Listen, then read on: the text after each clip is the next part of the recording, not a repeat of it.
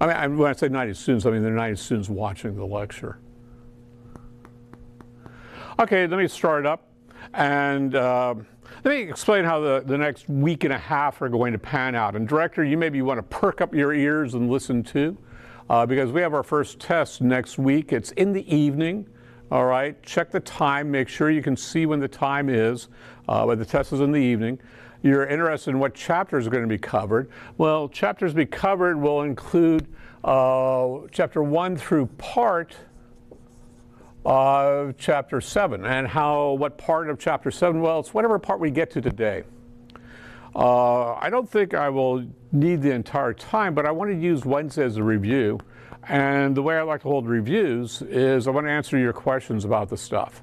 And so if you're watching this online, and the overwhelming vast majority of you are watching this online, email me questions today and tomorrow. And typically the questions I get are based on the old exams up on the web page. If you look at the old exams on the web page, which you definitely should be looking at, there may be questions there you don't understand. Email them to me and I'll go over them in class on Wednesday. And you guys hopefully will come with questions also. I don't expect that you're going to fill up the whole 2 hours. But on Wednesday, we will go, till I run out of questions or run out of time, whichever comes first. My prediction is I'm going to run out of questions before I run out of time.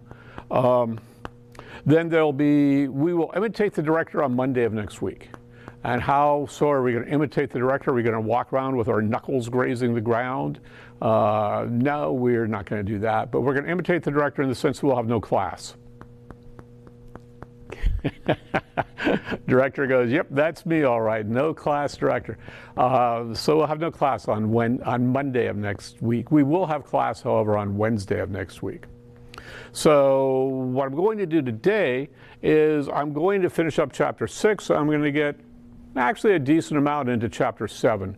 And the decent amount that I get into chapter 7, that's the amount that could be on the exam. Okay, so you guys good with that? That's clear enough? That's okay? All right, talked about price controls last time. Price floors, price ceilings. I talked about those first, again, as I said, not because they're the most important, but because I think they're a lot easier to deal with than taxes. But taxes are a lot more important than the price controls because taxes are a lot more common than price controls. Taxes are going to bring in some complications because, for one thing, we're going to have two prices. We're going to have the price that the buyer pays, and that's going to be including the tax, and then the price the supplier receives, and that's going to be subtracting the tax. So, for example, if the tax is $1 on a product, you walk in and you pay $10. Well, the supplier is going to receive how much? Well, they take the $10 you give them. They then have to send $1 off to the government. So the supplier gets only $9. So we're going to have two prices that we have to keep track of. That makes it more difficult. So when you first think about taxes, quite possibly your intuition is going to be the following. Let's suppose we impose a tax on sellers so that the seller has to send the money to the government. Conceivably, you could also impose taxes on buyers.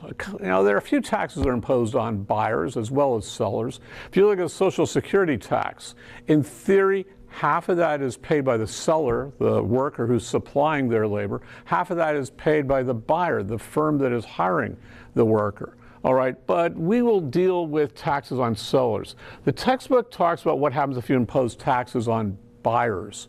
I'm going to leave that for you to read, all right? Because once you understand the taxes on sellers, taxes on buyers becomes pretty straightforward. So when you think about this first, just initially, what you may say is something like the following, okay? Here's the price, here's the quantity, here's our initial demand curve, here's our initial supply curve before there's any tax, here's the initial equilibrium price, here's the initial equilibrium quantity. And now what you may say is that when you impose a tax, and the seller has to pay it, that's effectively another cost to the seller. And so you may reason and say that the cost increases. And when the cost increases, we know that decreases the supply and shifts the supply curve to the left. So here, let me give some numbers. Let me start with the number that I had. Let's suppose that the price of this is $10. And let's suppose that there is a tax of $1 that's imposed on this product. So you say, okay, tax is $1, it increases the cost, shifts the supply to the left. Here's going to be my supply with the tax right here. And so consequently, here is going to be the price. The price is going to rise. Tax is $1, so the price will rise to $11. Here is going to be the quantity. So the quantity decreases. And so what you might say is that the price is going to rise to $11 and the quantity is going to decrease. And now some of this is right, but some of it is wrong also. And some of it, this just doesn't go far enough. Remember, I told you there are two prices. There's the price that the demander has to pay and the price the supplier is going to receive. And this is just talking about the price. We haven't differentiated between these prices. So your intuition is in some sense correct, but it's not precise enough. And in a real sense, it's also incorrect, if you will. All right, so let's do this a little bit more rigorously. Let's think about how taxes affect stuff. And we're going to think again about a tax that's imposed on sellers. And so let's start with the supply curve. So here's the quantity, here's the price, and we'll make this the price that's paid by the buyers. So here's the price paid by the buyers. Here's the supply. And now what this supply curve shows us is the following, that if the price, and let's suppose this is pizza, if the price is, let's say, $8, and this is before there's any tax, so this is the price that the buyers pay, but it's also, because there's no tax, the price that the suppliers receive. So at this price, $8 right here, let's suppose that we have 500 pizzas being produced in Gainesville per day. Now, for some reason, the government imposes a tax on pizza. And let's say the tax is equal to $1. Again, I like $1 simply because it's a nice, easy number to deal with. And you might say, but wait a minute, you know, when I think about taxes, I think about sales taxes. Sales taxes are percentages. It's like 7%. You know, some areas of the country it's higher, 9%. Other areas of the country it's lower, 5.5%. And I could deal with percentages. Percentages just complicate how I draw what's going to happen here. Thinking about just a flat tax like that makes it easier to draw the diagram. It's going to change the quantitative numbers, the quantitative results, but it won't change the qualitative results at all. So we're going to stick with this flat tax. And some taxes are flat. You know, if you buy new tires, you have to pay something like $2.50 as a tax to get rid of the old tire, and that's a per tire tax. So we're going to say the tax is $1. Now, we can interpret the supply curve as saying that if the supplier gets $8, they're going to be willing to supply 500 pizzas. Once we have the tax, what price must the buyer pay in order for the seller to get $8? And you go, that's pretty immediate, right? That if we want the seller to have $8, so here's the price that we want the seller to have, and that's $8. Add to that the tax, and the tax is $1, and that's going to give us $9. So if this is the price that the buyer pays, $9, how much is the seller going to receive? Well, we basically are just going to reverse what we did. Okay, the buyer walks in, puts $9 down on the counter, the seller takes it, but then the seller has to send $1 off to the government as a tax. So we're going to subtract $1 right here, so we subtract the tax, and that means that the seller then gets $8. So in order for the seller to receive $8, the demander is going to have to pay $9. Or if the demander pays $9, the seller is going to get $8. So I want this to be the price that's paid by the buyers. Okay, so this is the price that's paid by the buyer or the demanders. And so that tells me that once I impose the tax, if the buyer pays here $9, the seller is going to get the $9. They're going to send this off to the government as the tax. This is the tax, equal to $1, and then the seller is going to receive $8.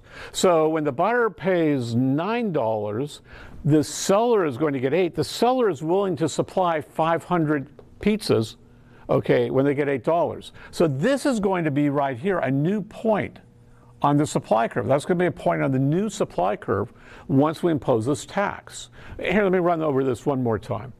Let's come out here, and let's suppose it's 1,000 pizzas. And come up here, I'm going to get my price here. Let's suppose this price looks like it might be about $11. So what this shows us is if the seller receives $11, they're going to be willing to supply 1,000 pizzas a day. So what price does the buyer have to pay so the supplier gets $11? Well, we're going to do the same thing we did before. Okay, we're going to take, we want the supplier to get $11. We're going to add to that the tax. So we'll say, okay, if the buyer pays $12, the seller has to send off $1 to the government. The seller then is going to receive $11. So in this case, if the buyer comes in and pays $12, come over here, the seller is going to be sending this much off to the government as the tax of $1, and the seller is going to receive $8. Actually, he's going to receive $11. And so when the buyer pays 12, the seller gets 11. And when the seller gets 11, they're willing to supply 1,000 pizzas. So in order to get 1,000 pizzas being supplied, the buyer has to pay $12. So what we see here is we get this whole new supply curve. Here's my supply curve with the tax. And the deal is it lies above the initial supply curve, that vertical difference right there, that's equal to the amount of the tax. In this case, the tax is $1, so it's lying $1 above it. If the tax was $3, it'd be lying $3 above it. If the tax was 10%, it'd be lying 10% above it. So is that okay? Can you guys see how that's working? This is the most complicated part of it. So is that okay? Is that all right? You okay? You okay? You okay on that? You look a little frowny face. Is that okay? No, I'm good. Okay. Then smile, be happy. Okay, are you okay? I'm delighted. All right, he says yes, he's not only okay, he's delighted. And you're delightful too. Oh, wait, Cal, I don't have to suck for you yet. It's not that close to the evaluations, okay? So, okay, you guys good? Now, with this, we can now figure out what is going to be the impact. And I've got my PowerPoint here. I said $4. And look, you can see the same result that we saw up on the board. That when the tax is $4, it shifts the supply curve vertically upward by the amount of the tax. It shifts it upward by $4. Typically, when I talk about supply curve shifts, I typically say it's left or right. Well, the deal here is shifting it upward is the same as shifting it to the left. But I don't know how much it shifts to the left, okay? I can't figure that out. What I can figure out, however, is how much it shifts vertically upward here. So that's why I talk about this shifting the supply curve vertically upward by the amount of the tax. Now, given that, we can figure out how is this tax going to affect stuff? How is it going to affect, the price that the buyer pays, the price the supplier receives, the quantity? What's it going to do as far as the deadweight loss, the total surplus, and so on? So here, we'll see how the tax affects stuff. And let's come here. So here is the quantity. Here is the price. And again, this is the price that's paid by the buyers. Now I'm going to be more formal. It's the price paid by the demanders. And here is the demand. Here is the supply. Here is the initial equilibrium price. And look, when there's no tax, this is equal to the price that's paid by the demanders. It's also equal to the price that the supplier receives. So here's the price, here is the quantity, and let's go with what I had before. We'll say the price is, what did I say, $10. So we'll say the price is $10. There is a tax of $1 being imposed. So what happens? Well, what happens is, here's my new supply with the tax curve. That should be shifting vertically upward by the amount of the tax. So this vertical distance right here, that's equal to the tax, which is $1. So, okay, given that, what happens? Well, here is the new equilibrium right here. Here's the new equilibrium price. Remember, this is the price the demanders pay. So I'm going to put down, this is the price the demanders pay. Here is the equilibrium quantity, Q prime. And now, how much do the suppliers receive? What price are the suppliers receiving? Well, the demanders are paying this much, and then look, the supplier sends that much off to the government as a tax. Here is the price that the supplier receives. So there's the price the supplier receives. So when we look at this, we can say that, first of all, the price that the demander pays is going to rise. Second of all, we can look and say, well, the price the supplier receives is going to fall. There's a difference between these two prices.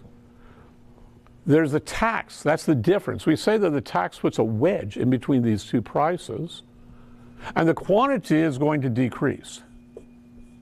So the quantity is going to decrease. So when we compare this to what you had initially had thought, when you think about taxes as being a cost, you see, yeah, this checks out, this agrees that the quantity decreases. Over there, when we thought about the taxes being a cost, we said the price rises. We now see that it means that the price the demander pays rises. But here's a new result right here. Okay, here's a result right here that the price the supplier receives falls. We didn't have that when I was just thinking about it as a cost. Now, the other thing that we had when we thought about this as a cost is we said, okay, the tax is $1. The initial price was 10, so that means the price is going to rise by $1 to $11. That turns out to be wrong. Okay, how do I know that's wrong? Well, here, look right here. Here, from here up to here, that distance is equal to the amount of the tax. That distance is equal to $1, the amount of the tax. So this is the amount of the tax. But look, the price the demander pays rises by only a part of that, rises by a fraction of that. Okay, it looks like it's about half of it. So it looks like maybe the price the demander pays is going to rise to $10.50. Because it looks like it's going up roughly, this is $1, and this looks like it's roughly about half of how much that is. So if the demander is paying $10.50, that means that the supplier is receiving only $9.50. So what you can envision is you walk into this place, the supplier's got a list price of $9.50, so you say, okay, I'll buy it. You pay the $9.50 plus the $1 tax. You pay $10.50. The supplier gets initially the $10.50 that you give them, but then they have to send $1 off to the government, and they wind up with only $9.50. So this thought over here that the price was going to rise to $11, that thought was wrong. Why doesn't the price rise to $11? Well, okay, this is $1 right here. So this would be $11. That right there would be when the price is $11. But at $11, look what the deal is. You have the quantity being supplied here, the quantity demanded here. You have a surplus. Firms are applying to produce more than people are applying to buy. So you'd have a surplus, and that's what forces the price down. The price doesn't rise by the full amount of the tax. It rises by only, in this case, half of the tax. So is that all right? Can you see how that's working? Is that okay? That's okay?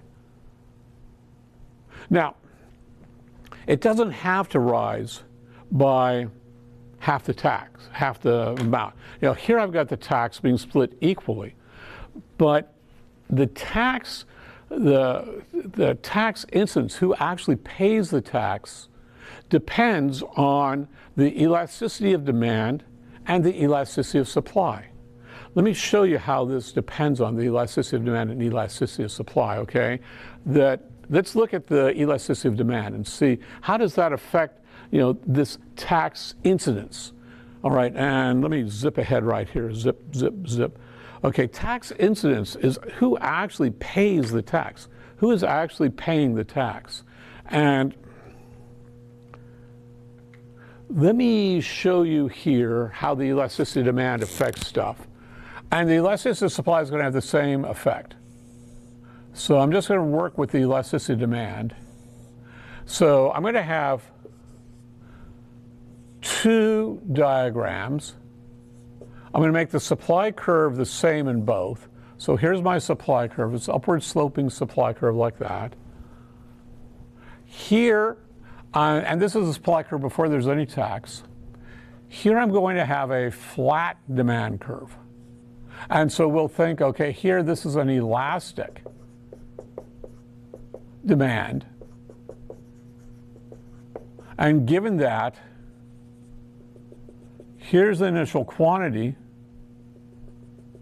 here's the initial price, and remember, this is the price that the demander pays, this is the price that the supplier receives, this is going to be the price the demander pays up here. Now over here, I'm going to have a steep demand curve. So here's my steep demand curve. So we'll think about this as an inelastic demand.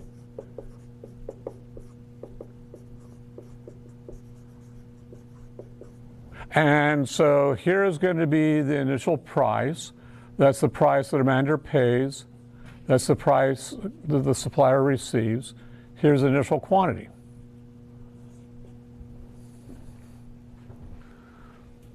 Okay, so now let's suppose we get the same tax in both markets. So here is going to be my supply curve plus the tax here. That vertical distance right there, that's equal to the tax. And now I'm going to have the same tax over here. So here's my supply plus the tax over here. That vertical distance is equal to the tax.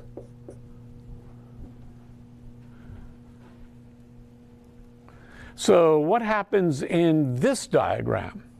Well, here's the price the demander is going to pay. So the price the demander pays is going to rise. Here is going to be the new quantity, Q prime. But the price the supplier receives is going to fall. Okay, what do we see here? Well, here we see that the price the demander pays rises just a little bit. The price the supplier receives falls a lot. And as a matter of fact, I'm going to put this in parentheses. The quantity falls quite a lot over here also.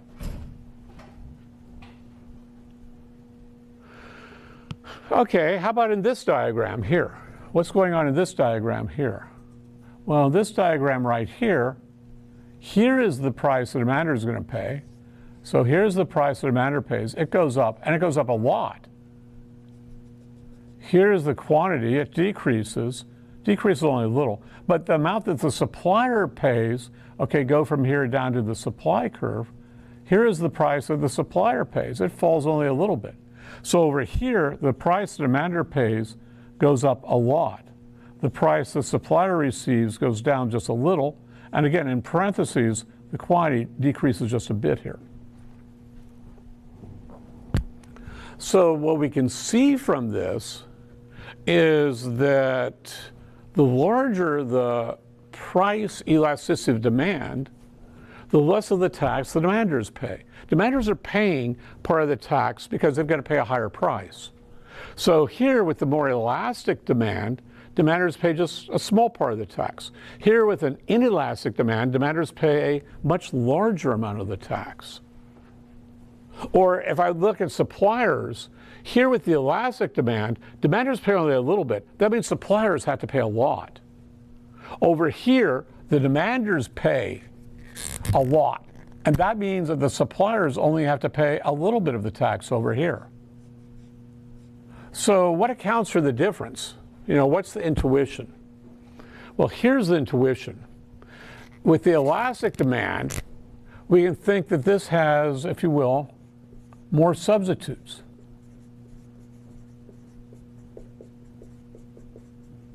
And with the inelastic demand, we can think of this as having few substitutes. Remember, it's the number of substitutes that plays a big role in determining the elasticity. The more substitutes, the larger the elasticity demand. The smaller the number of substitutes, the smaller the elasticity demand. So basically what's going on here is buyers, demanders have a lot of different options. That they've got a lot of substitutes. They could buy this, or that. So if the supplier hikes the price up a lot, demanders are just going to say, screw it, I'm not going to buy this, because I've got a whole vast array of other things I could buy. So the suppliers here, they raise the price just a little bit. The price goes up just a little bit. But look, the quantity goes down a whole lot. So over here, buyers have more substitutes. If you will, buyers have more options. So intuitively, the way I think of it is the larger the elasticity, the more options, the more alternatives are available. And so in that case, because you got a lot of options, a lot of other things you can buy in this case, you're not going to get stuck with the tax. Over here, with the inelastic demand, you can buy this, or you don't have any substitutes. Maybe you could kind of buy that. But the deal here is the sellers have, if you will, the freedom that they can just hike the price up because the buyers don't have any real choice. They're going to buy this or maybe not much else of anything else. So over here, if you impose the tax, the buyers with few substitutes are going to wind up paying more of the tax. So again, the way I'm thinking about this is that the smaller the elasticity, that means that there are fewer options available, in this case to the buyer. And so with few options available, you're going to get stuck with more of the tax. Does that make sense? Is that sort of intuitively obvious? Good now? Okay, so you guys are okay with that?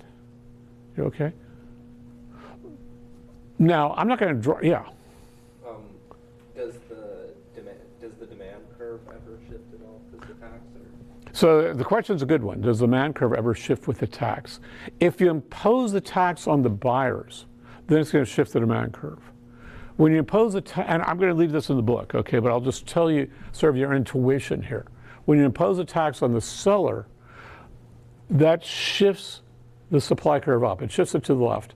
It shifts it up by the amount of the tax, okay, because it's increasing the costs.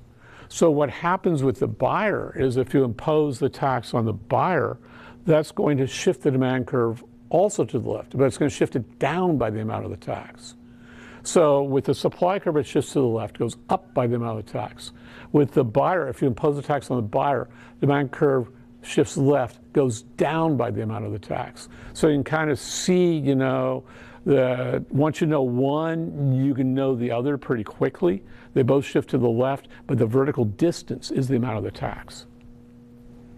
And then once you do that, then you just play it out, and you'll see how it plays out in the book.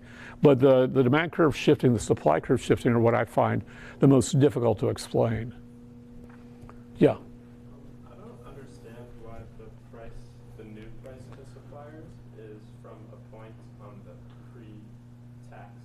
Okay, so the question is, why is the new price, let me come here and look at this one because it's, I think, maybe a little bit clearer. Why is the price that the supplier receives, why is it on the initial supply curve? The reason for that is because the equilibrium is where the new supply curve and the demand curve cross. And the difference between the new supply curve and the initial supply curve is the amount of the tax.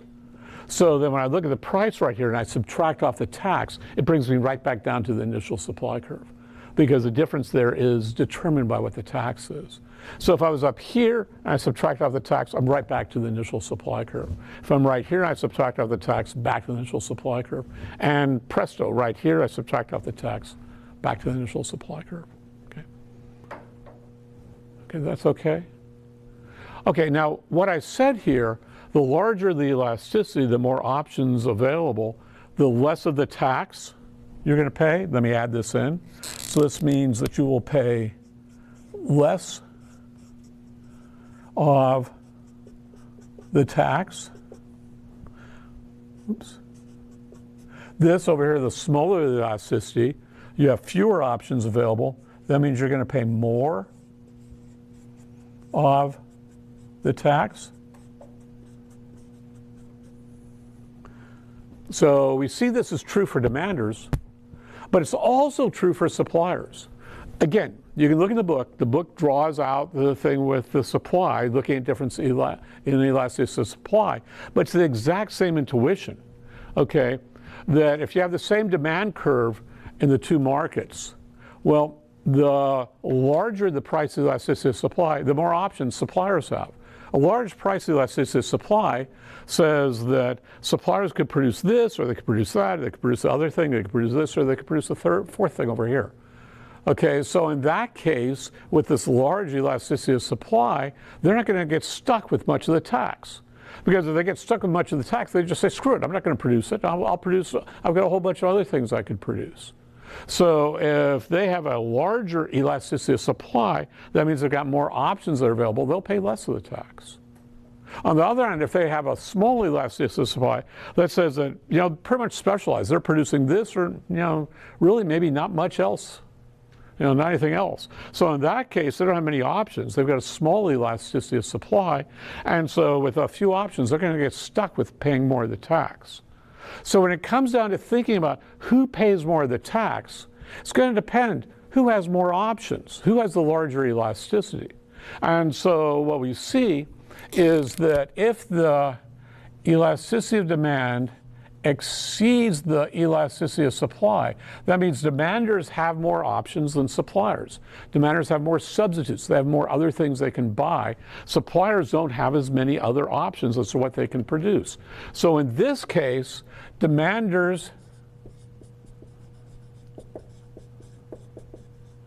pay less.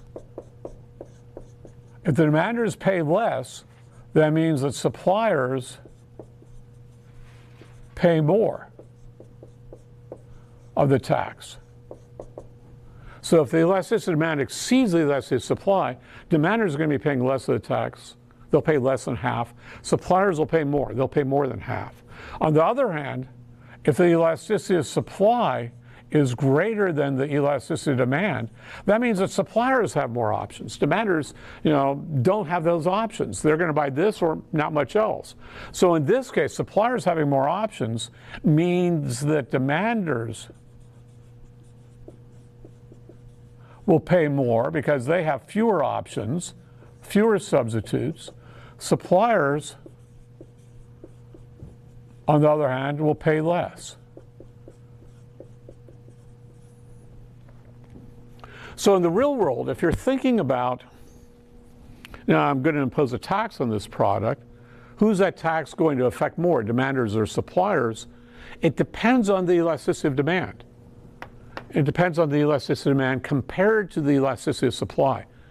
Whichever side has the larger elasticity, they're going to wind up paying less of the tax. Whichever side has a smaller elasticity, they're going to wind up paying more of the tax. So is that okay? Is that good? Can you see how that's working? Is that okay? Is that all right? That's okay. Okay, let me back up and do one last thing. Back up, back up, back up. Okay, let's look and figure out how does this affect the economy? How does this affect the allocative efficiency? Let me do this right here, get rid of this. And this is going to bring up a point that I think is important to know that I haven't mentioned before because it's not been important before, but now it does turn out to be really important. So let's look here. And let me get a couple more markers over there.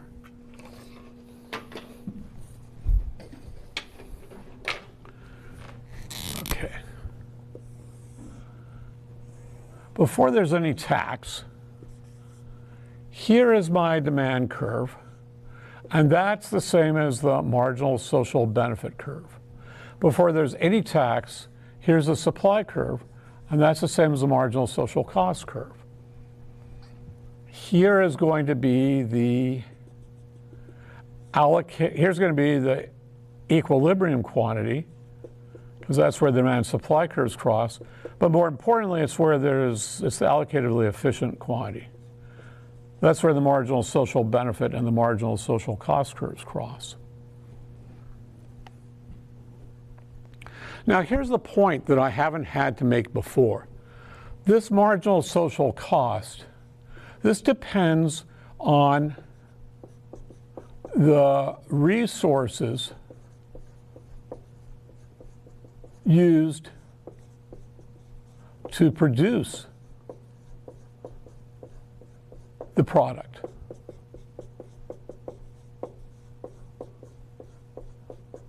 I'm going to underline the word resources. So it depends on, the workers that you use to produce the product, the capital stock that you use to produce the product, any natural resources, entrepreneurship, and so on. All these resources that you use to produce the product. The reason is because they all have an opportunity cost. Think about, this is pizza. If we've got somebody who is delivering pizza, that means that they can't be doing something else. If they weren't delivering pizza, maybe they'd be delivering packages for Amazon. Maybe they'd be doing something else entirely different. They'd be, a land surveyor, who knows? Okay, but the fact of the matter is, because they're delivering pizzas, there's that opportunity cost. Whatever the next best job would be, the next best alternative, we're giving that up as a society. Okay, and so it's the opportunity cost. It's the fact that we use resources here and we don't use them elsewhere. That's the cost to society of producing pizza in this case. Now, when I add in my tax, I come here and here's my supply with the tax. Well, a tax doesn't reflect the use of a resource. All right, a tax, you don't get something in exchange when you pay the tax. When you pay the workers their wages, you get their labor in exchange. And that labor has this opportunity cost. It could be working for somebody else. If you're renting your building, you pay your landlord the rent. You get something in exchange. You get the use of the building, the use of this capital stock. But there's an opportunity cost. If you weren't using it, somebody else could be using it. So you can see this opportunity cost when you pay for these resources. But when you pay the tax, you don't get anything back. Okay, it's just, here, government, here's some money. And you don't get anything directly coming back to you. So this tax does not represent the use of a resource. So when I look at the equilibrium is where the demand and the supply curves cross, and it's the new supply curve right here. So here's going to be my new equilibrium, Q, EQ prime, and this is where the demand and the new supply curves cross. That gives me my equilibrium. But the crucial point is the marginal social benefit curve hasn't changed, and neither has the marginal social cost curve. Okay, to produce this many pizzas right here, the resources we use, those are the resources we're using. The tax right there, there's no resource being used there. So the marginal social costs, the marginal social benefit curves don't change. That means that this allocatively efficient amount doesn't change either. So now we're producing right here, here's the allocatively efficient amount. Let me rename this, not Q prime equilibrium. Let me call this just Q under. And what that tells us is that we now have a deadweight loss. We have a deadweight loss right here. Here's my deadweight loss from the tax. So the tax creates a deadweight loss. The tax decreases the amount that we produce away from the allocatively efficient amount. The allocatively efficient amount doesn't change because the marginal social benefit of each pizza hasn't changed, and neither has the marginal social cost of each pizza. The costs to society haven't changed. Yeah, okay, the firm has to pay a tax, but that's not a cost to society. Okay, is that okay? Can you guys see that? Okay, this is a favorite question that I have on the exam, you know, that if we impose the tax, what happens to allocatively efficient amount? And if you haven't seen this lecture, you don't understand this point, you go, well, the equilibrium decreases, so that means the allocatively efficient amount decreases. That's not right, okay? The allocatively efficient amount is a term where the marginal social benefit and the marginal social cost curves cross. Clearly, the marginal social benefit curve doesn't change, but the marginal social cost curve also doesn't change because the resources that we use to produce pizza haven't changed just because we have a tax on it. So is that okay? Is that all right? You okay with that? Okay. You're okay with that? Okay, okay. Okay, so that's okay. You guys okay? Now, let me point something out to you.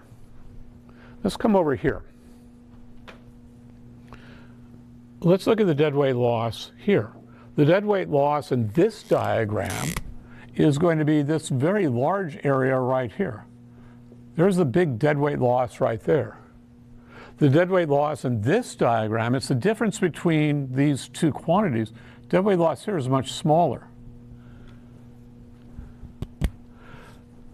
The greater the reduction in the quantity, the larger the deadweight loss.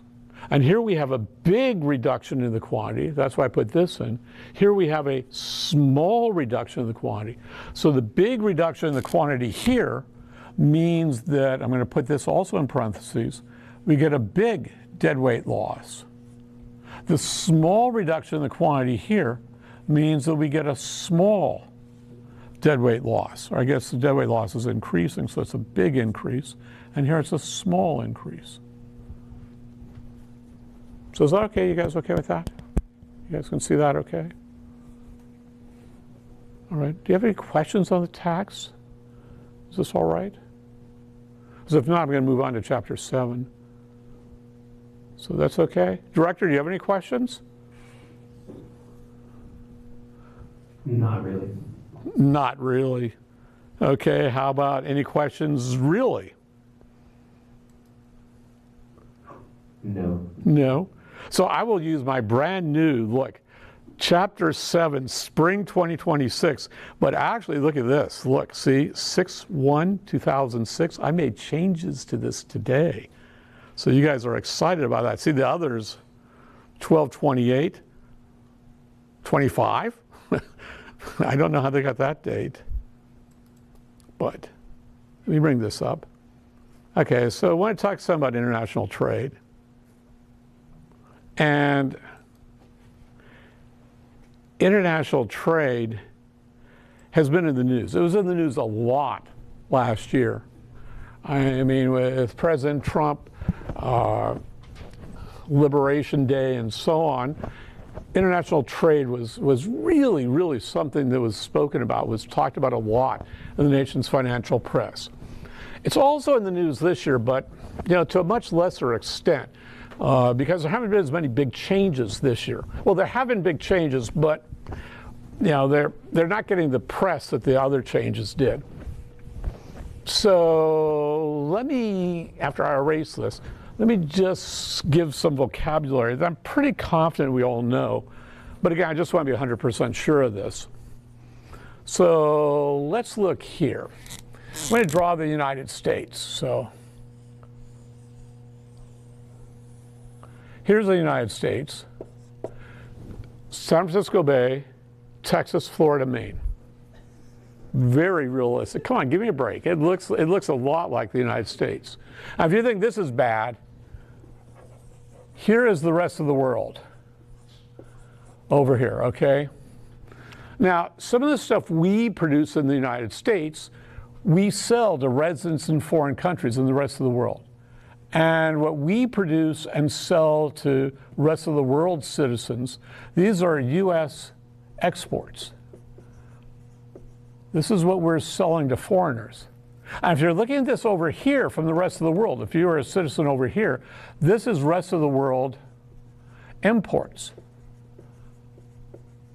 This is stuff that they're importing from a foreign country, from the United States, if you're saying Turkey.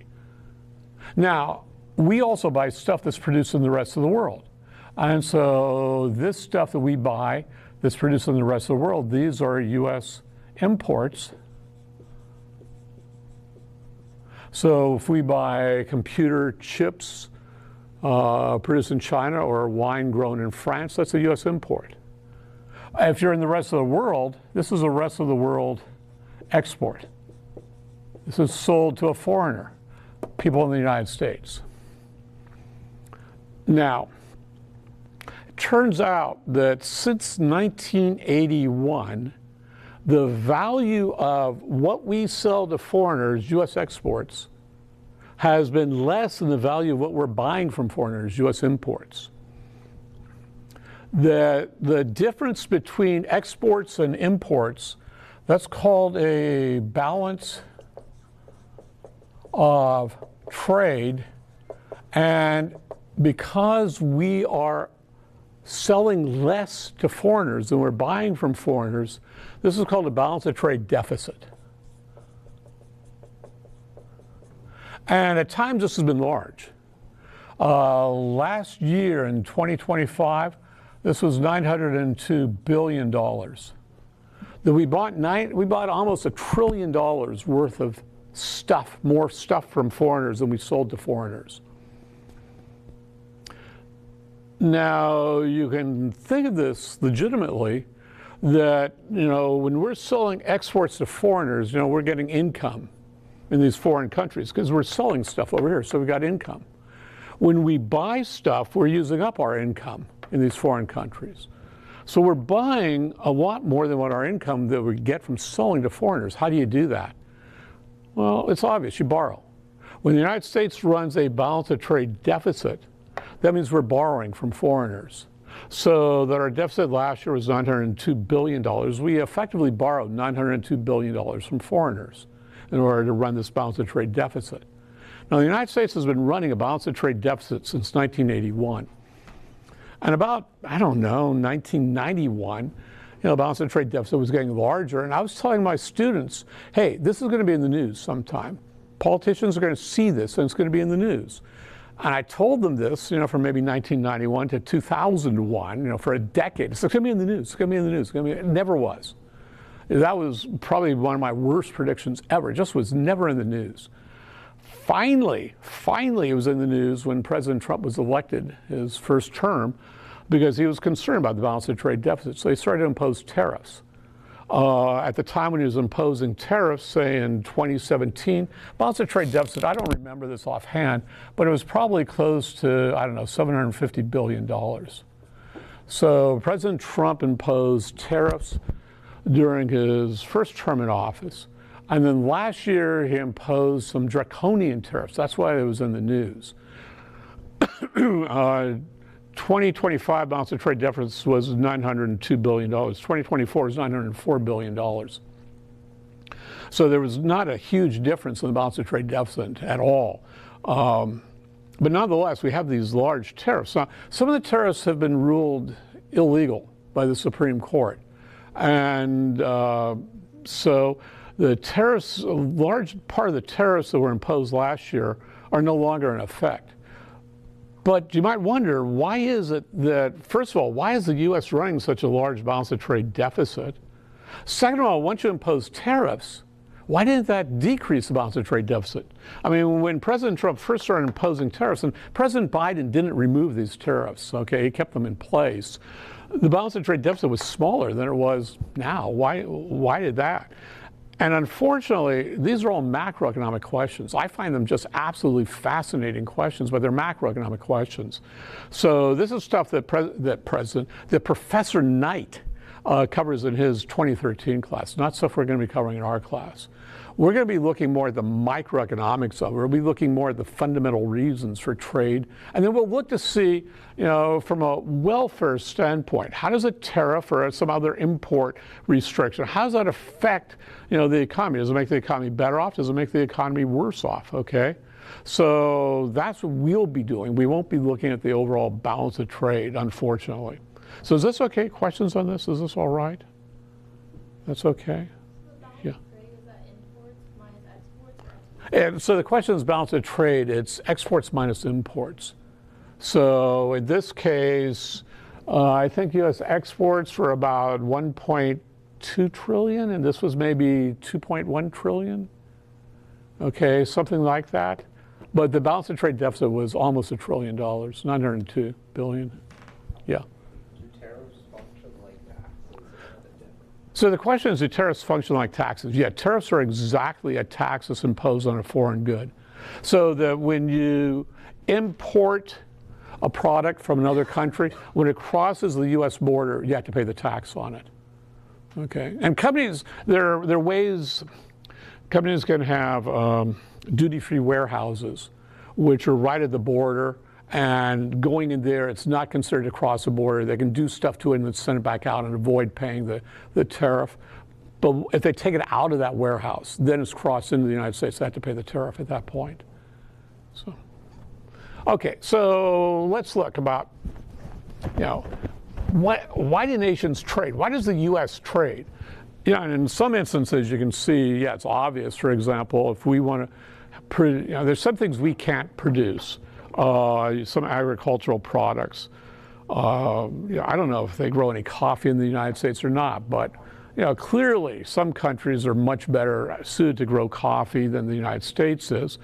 But what is it that really determines trade? Well, this is comparative advantage. Nation has a comparative advantage if they can produce a product at a lower opportunity cost than other nations. This is where you go back into chapter 2 and you can look at the PPF and you can see how different nations will have different comparative advantages, different opportunity costs of producing a product. And the basic intuition that we take out of chapter 2 that we're going to use in this chapter is that if you have a lower opportunity cost, that means that you're going to have a lower price. Your costs are less, and so therefore your price is going to be less. And if you have a lower price, that means that you're going to export the product. That your price is going to be lower than the price in other countries, in other nations. On the other hand, if you have a higher opportunity cost, that means that you will have a higher price than other nations. And so this is a product that you're going to import because you can buy it cheaper from other countries, other nations that have a lower cost of producing it, a lower opportunity cost of producing it. And you can see the picture there of that transport ship with all of the stuff that is being, transported. So is that okay? That's the intuition we have here. So now we have to ask, what are going to be the effect of exports? What are going to be the effect of imports? So let's start with exports. So let me I'm going to erase this. I'm going to use this side of the board. This side of the board will be dealing with exports to start with. And the other side of the board will be dealing with imports. So we'll have exports over here. So the first question we want to ask is, how do exports affect the market? So we're going to make some simplifying assumptions. We'll start with a normal, if you will, supply and demand. So here is the domestic demand, say the U.S. demand for the product. Here's the domestic supply, say the U.S. supply of the product. Here is the price of the product. Here is the quantity that's being produced in the nation. And this is before there's any trade. And so this quantity, that's going to be the quantity demanded. It's also going to be the quantity supplied because there's no trade. Okay, everything we produce, we buy ourselves. Everything we buy, we're producing. Now, what we'll do is, as I said, we'll make some simplifying assumptions. Okay, first of all, we're going to open this economy up to trade. And we're going to say that there is a world market for this product that already exists. And so there's this world price. There's an equilibrium price in the rest of the world. I'd have a big demand and supply diagram showing all the other countries, the demand from all the other countries, the supply from all the other countries. We'd have a world price, an equilibrium price. We'll assume that when this country starts to trade, it's going to be a small part of the market. So it's not going to change the price any. I could let it change the price. And because you're going to have increased supply, because this country is going to start to trade, I could let it lower the price from the increased supply. It just complicates the diagram, doesn't change the qualitative results. So we're going to make this simplifying assumption that it doesn't have any impact on the world price. When the U.S., for a lot of countries, that's a good assumption. For the U.S., probably not. The U.S. is a big player in most markets. So if the U.S. were to start to trade a product, probably would have an impact. But we'll simplify it so it's not going to have this impact. So, okay, this is a product we're exporting. That means we have a comparative advantage in producing it. Our opportunity cost is less. Our price is less than what it is in the rest of the world. So let's suppose right here. Let's suppose this is the world price right here. So here is the price in the rest of the world. Now, we open up for trade. We say, okay, we're going to trade with everybody else. What's the first thing that happens? Well, the first thing that happens is the price in this country is going to rise until it equals the world price.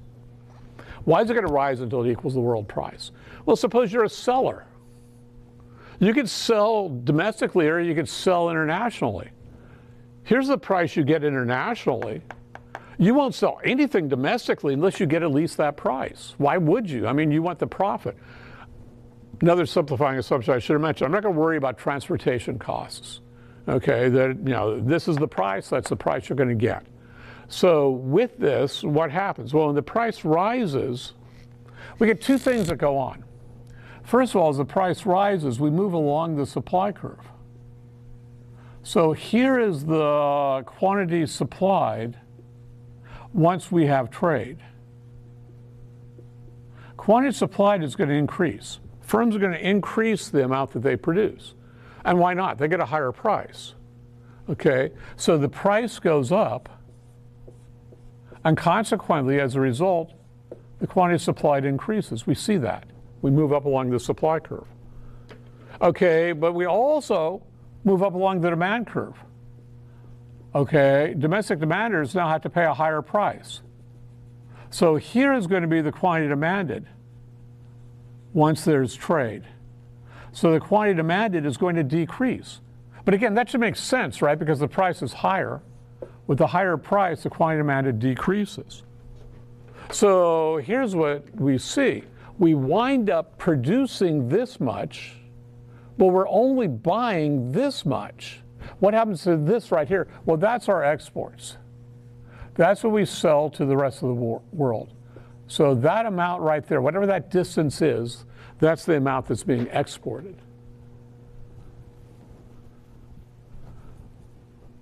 So is that okay? Can you see how that's working? That's all right? That's good? Okay, so that's what we'd expect to see in markets with exports. We expect to see the price is going to rise. As the price rises, the quantity that we produce is going to increase, and the quantity we consume is going to decrease.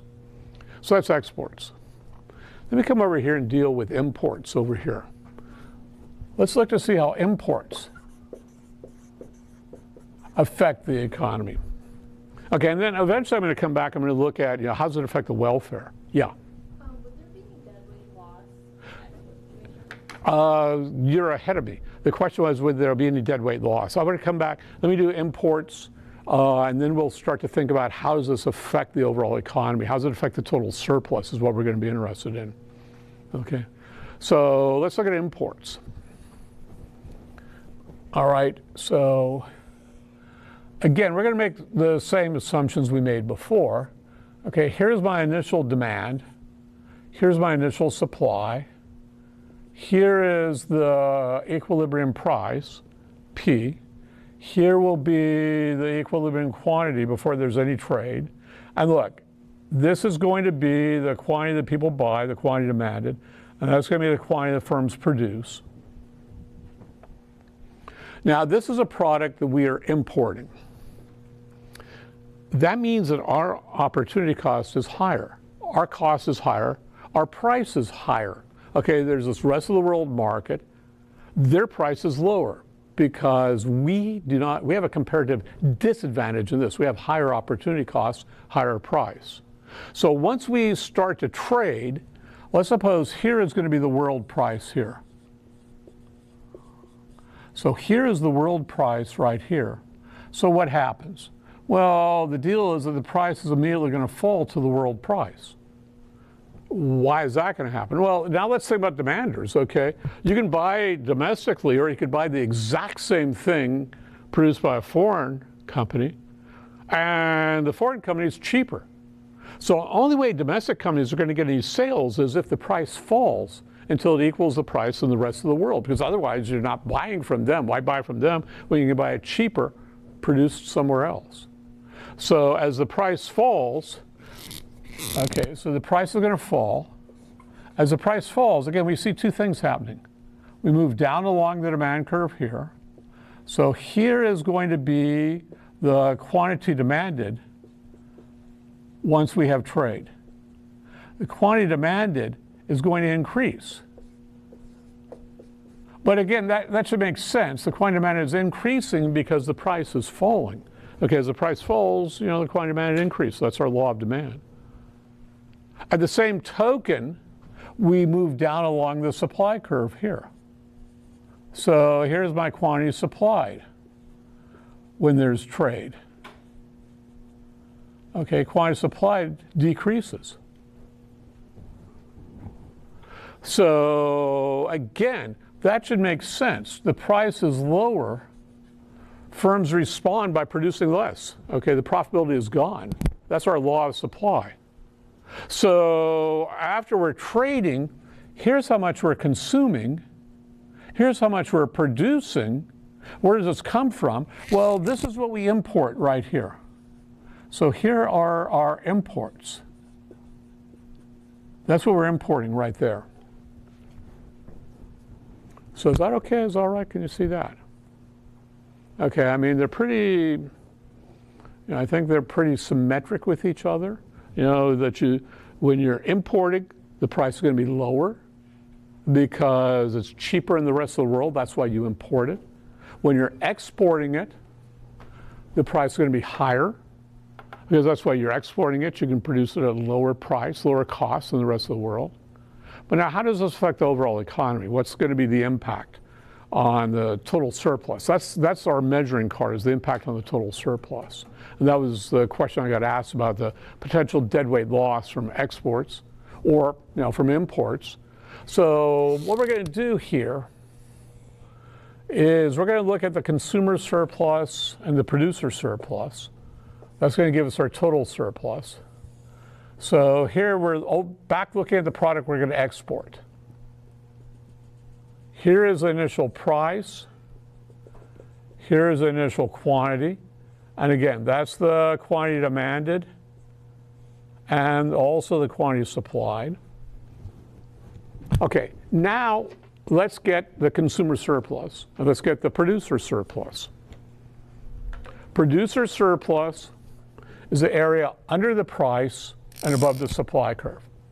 So right here is my initial producer surplus right there. So there's my initial producer surplus. Consumer surplus, area under the demand curve and above the price. So there's my initial consumer surplus right there. So the total surplus is the sum of those two. Okay, so the total surplus, whatever it is the sum of those two areas. All right, now, let's bring trade into the picture. With trade, we know that the price, this is the price we're exporting. Here is the world price right here. So the price is going to rise. As that happens, we know we move up along the demand curve. Here's going to be the new quantity demanded once there's trade. We move up along the supply curve. Here's the new quantity supplied once there's trade. Okay, now let's look at the consumer surplus to begin with. What happens to the consumer surplus? Consumer surplus is the area under the demand curve and above the price, up to the amount we consume. Here's the new consumer surplus. Okay, what do we see? Well, pretty obviously, look, the consumer surplus is decreasing. Now that really shouldn't come as a huge surprise, because we know the price is higher and the quantity demanded is decreasing. Higher price makes consumers worse off. Duh. I mean, consumers, they're worse off with a higher price. You buy less, that makes you worse off. Okay, so you're buying less. And for the stuff that you still buy, you got to pay a higher price. So your consumer surplus is clearly less. What about the producer surplus? Well, producer surplus is the area under the price, and now it's the new world price and above the supply curve. So it's going to be this area in here. Here is going to be the producer surplus. And when we look at this and you compare, you can see the producer surplus is increasing a lot. The producer surplus increases a lot. And again, that shouldn't be a surprise that the producer surplus increases. Look, you get a higher price. That makes producers better off. Makes them better off in a couple of ways. They're going to produce more, and they're producing more only because they get more profit. And on the initial units that they produce, they get a higher price. They get more profit. So the producer surplus is increasing. What about the total surplus? Because we know the consumer surplus goes down, producer surplus goes up. Total surplus is the sum of the two. So the total surplus is a strange shape. You come down here, you go over here, come down here, you go up there. So it's the sum of the consumer surplus plus the producer surplus. And when you look at this, you can see pretty clearly the total surplus increases. It increases because, look, every dollar of consumer surplus that consumers lost, that's this little trapezoidal area here. That was consumer surplus that consumers had, but they lost. It's that trapezoid there. Well, that's all picked up by the producer. Producer gets all of that as producer surplus, plus which the producer gets this here, this triangle right here. That's new surplus to the economy. That's surplus that we didn't have before. So on net, the total surplus increases. So what that tells us is that exports make the economy better off. So, okay, that's probably not a big surprise, right? All right, now I'm going to run a little bit long, but let me do the same for imports. I'd like to get these two things up at the same time. So we want to ask, how do imports affect the economy? So we'll do the exact same game we did for exports. Okay, I'm going to start here. Here is my demand curve. Here is my supply curve. Here is the equilibrium price before there's any trade. Here's the equilibrium quantity before there's any trade. And that's equal to the quantity demanded, also equal to the quantity supplied. So the total surplus is the consumer surplus, area under the demand curve and above the price. So there's my initial consumer surplus, plus the producer surplus, area under the price and above the supply curve.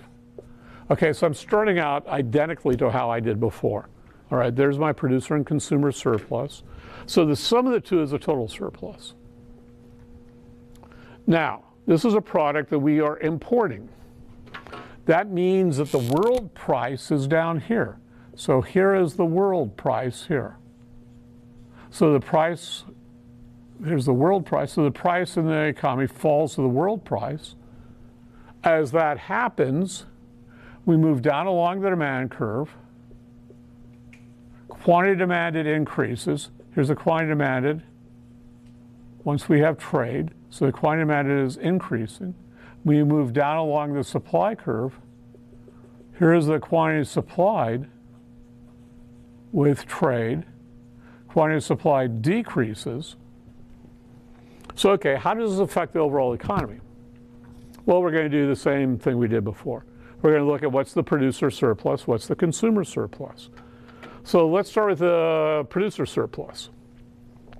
Producer surplus is the area under the price, and it's the new lower world price and above the supply curve. So here's the producer surplus right here. And you can see pretty obviously the producer surplus is lower, it's less. So we see that the producer surplus is decreasing. Now again, this shouldn't be a huge shock. It shouldn't be a surprise. You should go, oh, I never would have guessed this. You should have guessed it. The price is lower. That's making producers worse off, which means the producer surplus is decreasing. Now what about the consumer surplus? Area under the demand curve and above the price. So here's the demand curve, here's the new lower price. So here is my consumer surplus right here. Okay, the consumer surplus we see is clearly much larger. The consumer surplus has increased quite a bit. And the fact that it increases, again, shouldn't be a surprise. The price is lower, makes consumers better off, means their consumer surplus has increased. What about the total surplus? Well, okay, the total surplus is the sum of the consumer plus the producer surplus. So it's down here, across back here, down here, and up there. After you compare the two, it's clear. The total surplus increases.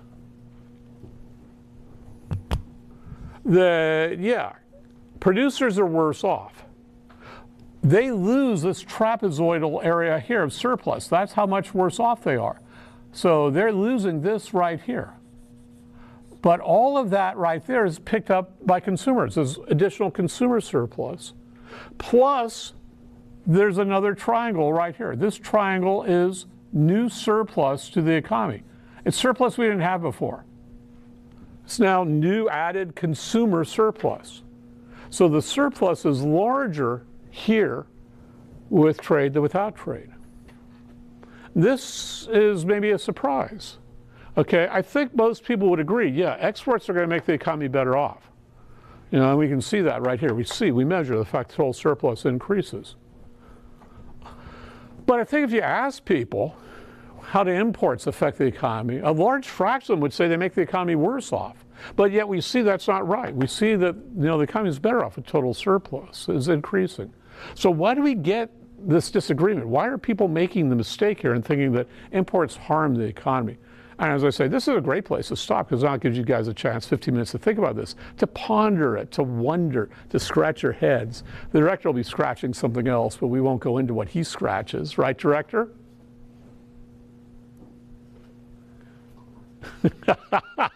He's trying to scratch the microphone back there. So we'll take our break and come back at 12:30, and then we'll look at this again and see why it is people make that mistake.